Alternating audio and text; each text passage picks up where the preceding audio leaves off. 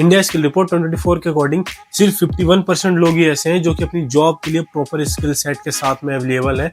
लेकिन लिटरली 49% बहुत ही छोटा नंबर नहीं होता, बहुत ही बड़ा नंबर होता है। मतलब हमारी जो आधी यूथ की पॉपुलेशन, उनके पास कोई भी स्किल्स ऐसे नहीं है जिसके लिए वो जॉब रेडी हो पाए। लिटरली ये बहुत ही बड़ा कंसर्न है। एंड लास्ट ईयर जब एआई का बहुत ज्यादा खतरनाक बूम चला, लिटरली लास्ट ईयर एआई के बूम के चक्कर में ये जो नंबर है ऑफ कोर्स वो तो और भी बहुत ज्यादा डिग्रेड हो चुका होगा। Because of that last year जो बड़ी बड़ी एमएनसीज थी उनके अंदर भी हमें ले ऑफ देखने को मिले। गूगल के अंदर हमने देखा कि गूगल के अंदर ले ऑफ हुए, अमेजोन के अंदर ले ऑफ हुए। बिकॉज ऑफ दैट जिस काम को 40-50 लोग मिलकर करते थे उस काम को एक एआई जो है सिर्फ सिंगल यूज में कर दे रहा है। तो लिटरली क्यों इन 40-50 लोगों के ऊपर सैलरी देना, 40-50 लोग की कमोडिटीज उठाना। तो इसीलिए ना लोग आज के टाइम पे ना एआई को ऐसे कह रहे हैं कि एआई जो है हमारी जॉब को खाने वाला है। लिटरली आज के टाइम पे ऑफ कोर्स ये बात है, एआई के चक्कर में लेज ऑफ तो बहुत ही हो रहे हैं, बहुत सारे कंपनीज के अंदर ले ऑफ हो रहे हैं, वर्कर्स के, एम्प्लॉयज के ले ऑफ हो रहे हैं। लेकिन एआई जो है जॉब खाने वाला नहीं है। ऑफ कोर्स बात है, एआई कुछ नई जॉब्स भी क्रिएट करने वाला है। 2028-29 तक बहुत ही सारी जॉब ऐसी होंगी जो एआई की फील्ड में क्रिएट होने वाली है। एंड ऑफ कोर्स बात है, अगर आपको जॉब रेडी रहना है, अगर जॉब में कहीं भी कंसिस्टेंट रहना है तो आपको एआई के साथ कंधे से कंधा मिला के चलना पड़ेगा। एंड लिटरली आज के टाइम पे ना एआई जो है ना सभी तरह के पर्सन को यूज करना बहुत ज्यादा प्रायोरिटाइज हो चुका है। चाहे कोई स्टूडेंट हो तो उसको भी सीखना चाहिए how to use AI in a very well manner. अगर चाहे कोई एक ऐसा पर्सन हो जो कि नॉन टेक बैकग्राउंड से आता हो, बीए का स्टूडेंट हो या बीकॉम का स्टूडेंट हो या बीएससी का स्टूडेंट हो, तो उसके लिए भी एआई को सीखना आज के टाइम पे बहुत ज्यादा प्रायोरिटी ऑर्डर है। अगर कोई वर्किंग प्रोफेशन हो तो उसके लिए भी एआई को सीखना बहुत ज्यादा जरूरी है। Because of that nowadays AI जो है हर सेक्टर में, हर फील्ड में कहीं ना कहीं कुछ ना कुछ चीजें चेंज करते जा रहा है। एंड अगर आप एआई को यूज करने की कैपेबल नहीं रहे, एआई को अच्छे से यूज करना नहीं सीख पाइएगा, तो कहीं ना कहीं ये आपके लिए बहुत ही बड़ा टर्निंग पॉइंट होने वाला है, आपकी लाइफ का बहुत बड़ा टर्निंग पॉइंट होने वाला है। एंड ये टर्निंग पॉइंट आपको ऊपर नहीं सीधे नीचे लेके जाने वाला है। तो इसीलिए it's the best time to learn AI in 2026। And आज की वीडियो में मैं 3 प्रोफेशन के बारे में बात करने वाला हूँ। पहला जो प्रोफेशन होने वाला है स्टूडेंट, दूसरा जो प्रोफेशन होने वाला है उन लोगों के लिए जो कि नॉन टेक बैकग्राउंड से, लाइक दैट द बीए के स्टूडेंट, बीएससी के स्टूडेंट, बीकॉम का स्टूडेंट, वो एआई को अपने लाइफ में कैसे यूज कर सकते हैं। एंड थर्ड दोज वन जो कि ऑलरेडी वर्किंग प्रोफेशन में है या ऑलरेडी फ्रीलांस कर रहे हैं, ऑलरेडी अर्निंग कर रहे हैं अपनी कहीं ना कहीं से, तो उनके लिए भी this is the one of the most awaited video. So again let's get started the video. अगर आप एक स्टूडेंट हो ना तो एआई, अगर आपको कोई आर्टिकल लिखना हो, कोई ऐसे लिखना हो, कोई पैराग्राफ लिखना हो, पैराग्राफ राइटिंग करनी हो, अगर इस तरीके के काम मिले हुए हैं एंड आप जो है सीधे जा रहे हैं एआई पे एंड कॉपी पेस्ट कर दे रहे हैं एआई से, तो लिटरली कहीं ना कहीं बहुत गलत चीज है। या आप न्यूमेरिकल्स जो है, आपके मैथमेटिकल प्रॉब्लम्स या जो भी लॉजिकल एबिलिटीज वाले क्वेश्चन है उनको भी एआई के थ्रू सॉल्व करने की कोशिश कर रहे हैं, तो कहीं ना कहीं ये जो है बहुत ही वर्स्ट थिंग है। इससे आपकी जो माइंड की रीजनिंग एबिलिटी है, थिंकिंग एबिलिटी है, एंड आप जितना डीप थिंक कर सकते हैं वो सारी बहुत ही बड़े लेवल पे डिग्रेड हो रही है। एंड आपकी जो थिंकिंग एबिलिटी है, रीजनिंग एबिलिटी है, इसको आप अपग्रेड भी एआई के हेल्प से कर सकते हैं। बिकॉज ऑफ दैट अभी के टाइम पे ना रिसेंटली एआई हमारे लिए नया नहीं है, स्टूडेंट्स के लिए एआई कभी नया नहीं था। क्योंकि देखो अभी आप या तो स्कूल में होंगे या स्कूल से निकल के आप कॉलेज जाने वाले होंगे, ग्रेजुएशन कर रहे होंगे। तो जैसे अगर आज जो ग्रेजुएशन के 2nd-3rd ईयर में या ग्रेजुएशन के 1st ईयर में, उनके लिए भी एआई कितने साल पहले आया है, कितने साल पहले से आपने एआई का नाम सुनना स्टार्ट किया? आज से 2-3 साल पहले, मतलब 2024 के समथिंग में, 2023, 24, 25, यही 3 सालों से एआई बहुत ज्यादा ट्रेंडिंग में चल रहा है। 25 में तो बहुत ज्यादा ट्रेंड में चला है। तो कहीं ना कहीं एआई जो है हमारे लिए बहुत ज्यादा नई टेक्नोलॉजी है। एंड अभी हमारा दिमाग भी इतना शार्प है एंड हमारा दिमाग भी इतना अटेंटिव है कि हम नई टेक्नोलॉजी को ग्रैब कर सकते हैं। क्योंकि हम आज के टाइम पे टेक्नोलॉजिकल एरा में रह रहे हैं। हमारे लिए सारी टेक्नोलॉजी जो भी आती है हम यूज करते हैं। इंस्टाग्राम यूज कर ही रहे हो, फेसबुक यूज कर ही रहे हो, एंड स्नैपचैट भी यूज करते ही हो। तो जितनी भी नई टेक्नोलॉजी आते गई, आप यूज करते गए, तो ये भी आपके लिए एक नई टेक्नोलॉजी की तरह ही है। लेकिन आप इसको यूज करिए, इसको सीखिए। Because of that AI is older for those one जो कि एआई के एरा से पहले जॉब कर रहे थे या एआई के एरा से पहले उनके ग्रेजुएशन कंप्लीट हो चुके थे। एक बार के लिए मैं मान सकता हूँ कि उनके लिए एआई बहुत ही पुरानी चीज हो सकती है। लेकिन हम स्टूडेंट्स के लिए तो एआई अभी के अभी बहुत ही नई चीज है। हम चाहे तो आज से 3-4 साल बाद एआई से कंधे मिला के चल सकते। ऑफ कोर्स ये बात है एआई की एबिलिटी के हिसाब से नहीं, मतलब एआई में जो भी अपग्रेड होंगे वो आप उस अपग्रेड के साथ आप डायरेक्टली कोप अप कर जाओगे। आपके लिए कोई बड़ी चीज नहीं है कोप अप करना।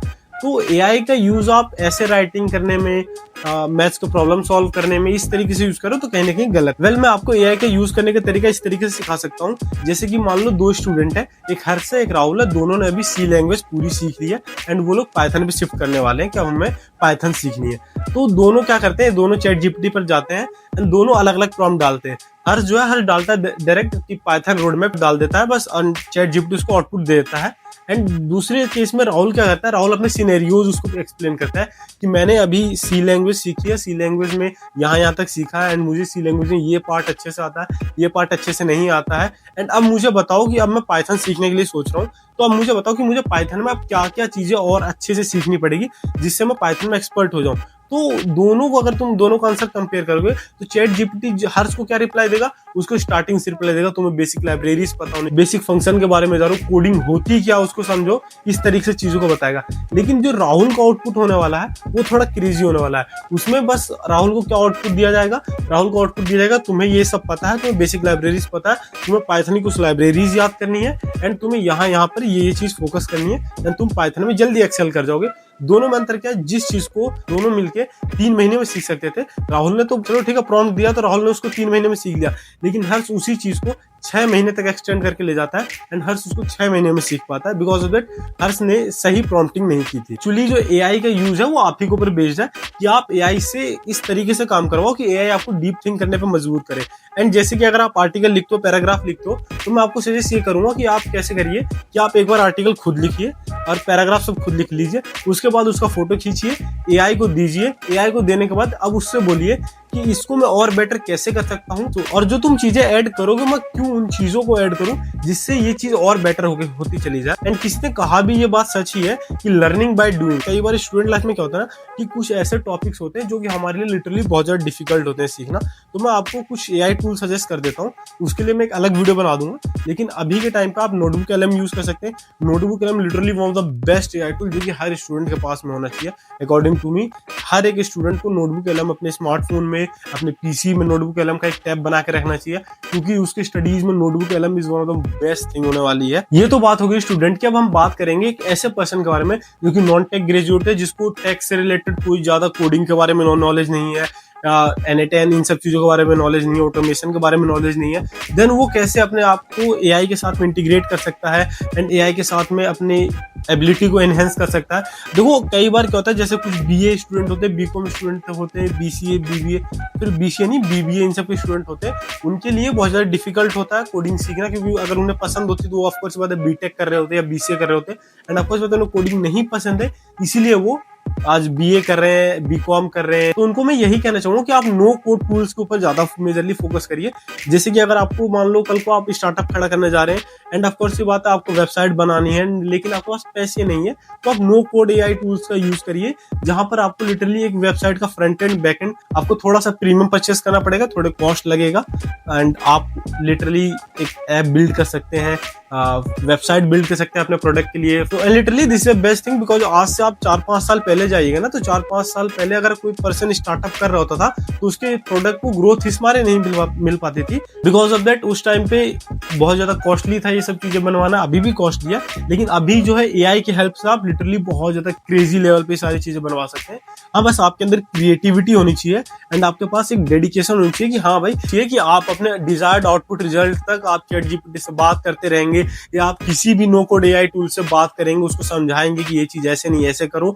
बस वो आपको प्रॉम्प्टिंग का वे पता होना चाहिए, प्रॉम्प्टिंग करने का तरीका सही होना चाहिए एंड लिटरली आप एक वेबसाइट तक बिल्ड कर सकते हैं। तो वेल मैं आपको ना एक रियल लाइफ एग्जांपल देता हूँ कि आप अगर एक नॉन टेक प्रोफेशन से आते हो, जहां आपको कोडिंग के बारे में नहीं पता, जहां आपको वेब पेज के बारे में नहीं पता, इन सब चीजों के बारे में नहीं पता, बस आपको टेक्नोलॉजी यूज करने आती है, तो आप कैसे अपनी लाइफ में एक्सेल कर सकते हैं एंड कैसे आप अपने काम को बहुत ज्यादा प्रोडक्टिव बना सकते हैं। तो देखो फर्स्ट ऑफ ऑल एक लड़का था जिसका नाम रवि था एंड वो एक कंपनी में अकाउंटेंट के तौर पे जॉब करता था, जिसका काम होता था कि सारे अकाउंट्स का डिपार्टमेंट मैनेज करना, फाइल्स में सारा डाटा जो है जितने खर्च हुए, जितना कंपनी ने प्रॉफिट किया, जितना कंपनी ने अर्न किया, उसका एक प्रॉपर एक्सेल शीट पे मेंटेन करना, उसका proper chart banana, pie chart banana and इस तरीके की चार्ट बनाना, मतलब स्टैटिक्स बना के दिखाना। तो वेल फिर रवि ने क्या किया ना, रवि ने एआई अकाउंटिंग टूल्स का यूज करना स्टार्ट किया, जो कि ये जो जितना भी काम रवि करता था वो सारा काम एआई अकाउंटिंग टूल कर देती है। देन उसके बाद उसका जो 4-5 घंटे का जो टाइम लगता था उस चीज को क्रिएट करने में, लिटरली वो पूरा टाइम जो है, वो पूरा काम जो 5 घंटे में रवि करता था वो काम अब से 1 घंटे में होने लग गया, जो कि एआई कर देता है। एंड बच्चे उसके पास 4 घंटे। एंड अब रवि जो है, रवि के पास प्रोडक्टिव टाइम आ गया, जहां पर रवि जो है मार्केट एनालिसिस करेगा कंपनी के ऊपर कि कंपनी में कहाँ ज्यादा खर्चा हो रहा है, कहाँ से ज्यादा प्रॉफिट आ रहा है, किस चीज पे ज्यादा ध्यान देना चाहिए कंपनी में, किस डिपार्टमेंट में ज्यादा ध्यान देना चाहिए। तो कहीं ना कहीं लिटरली उसकी पोस्ट भी इंक्रीज होने की चांसेस है। वो आज कहीं क्लर्क होगा तो कल को जाके सेल्समैन बन जाए, या लिटरली किसी नई पोस्ट पे इंटर्न हो जाए। तो लिटरली ये सारी चीजें ना बहुत ज्यादा इफेक्टिव है। तो मैं उन लोगों को यही कहना चाहूंगा, देखो वर्किंग प्रोफेशन में आप कभी भी हो तो आपको कुछ काम ऐसे होंगे आपके वर्क लाइफ में जो कि आपको डे बाय डे रिपीटेटिवली करना पड़ता है एंड आपको करने में मन भी नहीं लगता। तो मैं वहां पर हेल्प करूंगा कि आप वहां पर एआई ऑटोमेशन का यूज करिए, जो कि लिटरली आपका जो रिपीटेटिव टास्क है वो एआई खुद ब खुद संभाल लेगा। एंड जो टाइम आपको वो रिपीटेटिव टास्क करने में लगता था वो आप कहीं ब्रेनस्टॉर्म करके नए आइडियाज में लगा सकते हैं। सो पहले एक ऐसी रियल लाइफ एग्जांपल लेके चलते हैं कि जैसे रमेश है, रमेश अपनी कंपनी में एचआर मैनेजर है एंड उसके पास ना रिपीटेटिव टास्क के नाम पे उसको अपने हमेशा एमडी को मेल लिखना पड़ता है एंड हमेशा अपने इंप्लॉय को मेल लिखना पड़ता है कि वो अगली बोर्ड मीटिंग में आए। एंड उनको अपने इंप्लॉय को जब उनकी सैलरी आती है तब मेल लिखना पड़ता है कि आपकी सैलरी आ चुकी है, आप चेक कर लीजिए आपकी सैलरी आई है एंड कोई दिक्कत हो तो मुझे आके कॉन्टेक्ट करिए। इस तरह की चीजें बार बार रिपीटेटिवली करनी पड़ती है एंड रमेश को ये सब चीजें पसंद भी नहीं है। ऑफ कोर्स बात है, चैट जीपीटी से जाओ, ईमेल को कॉपी करो, हर अलग अलग पर्सन के लिए अलग अलग नाम डाल के ये सब करो, तो लिटरली बहुत ज्यादा डिस्कस्टिंग टाइप ऑफ काम होता है ये। तो रमेश ने क्या किया ना, रमेश ने एआई ऑटोमेशन यूज किया, उसने एक N8N वर्क फ्लो बिल्ड किया या किसी एक एआई को यूज किया, जो कि लिटरली उसके जो उसने एक सीट डाली कि इसको यहाँ डालना है, उनकी ईमेल आईडी डाली एंड लिटरली वो उन पर्टिकुलर नेम के अकॉर्डिंग, पर्टिकुलर ब्रांच के अकॉर्डिंग उनको एक पर्टिकुलर स्पेसिफिक मेल लिख के भेज देता है एंड ये काम जो है एआई डेली कर देता है। इसके लिए रमेश को कोई एक सिंगल क्लिक करने की जरूरत नहीं पड़ती। देन आप इमेजिन कर सकते हो रमेश जो इस काम को करने में 3-4 घंटे लगाता होगा, वो पूरा का पूरा काम एआई जो है 10 मिनट में कर देगा एंड बाकी जो टाइम हुआ वो एचआर मैनेजर अब एम्प्लॉयज पे ध्यान देगा कि कंपनी में क्या काम करना चाहिए कि जिससे हमारी कंपनी के सेल्स बढ़े, कंपनी में एम्प्लॉय का बिहेवियर कैसा होना चाहिए एंड कंपनी की जो अदर स्टाफ है, अदर प्रॉब्लम, उन पे ध्यान देगा एचआर मैनेजर। तो कहीं ना कहीं कंपनी के लिए भी ग्रोथ होगा। रमेश भी यहाँ अपने आप को अपस्किल कर रहा है। तो यहाँ पर हमने जो है तीनों केसेस को डिस्कस कर लिया है एंड लिटरली आज के टाइम पे ना बहुत ही सारे एआई टूल आ चुके हैं मार्केट के अंदर। मैं एक वीडियो बनाने जा रहा हूँ कि how to prompt a well manner, तो उसके लिए भी आपको चैनल को सब्सक्राइब करना पड़ेगा। Hey everyone, don't forget to like, share and subscribe to the channel. Let's spread the word and keep the content coming.